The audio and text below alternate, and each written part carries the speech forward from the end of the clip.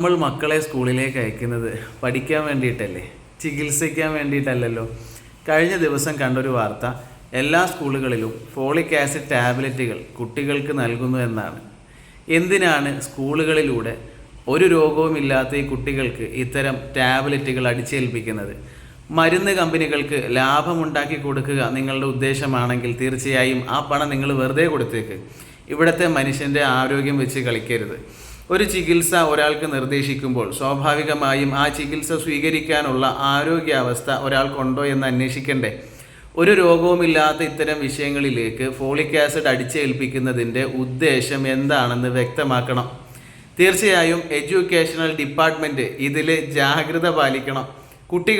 മക്കളെ സ്കൂളിൽ വിടുന്നത് ചികിത്സിക്കാൻ വേണ്ടിയിട്ടല്ല, അതും രോഗമില്ലാത്ത കുട്ടികൾക്ക് ഇത്തരം അപകടകരമാകാൻ സാധ്യതയുള്ള എന്തെങ്കിലും മരുന്ന് പ്രയോഗങ്ങൾ നൽകുന്നതിനെ എങ്ങനെ പ്രോത്സാഹിപ്പിക്കാൻ സാധിക്കും? സർക്കാർ കാര്യമായി ഇടപെടണം, കോടതി ഇടപെടണം.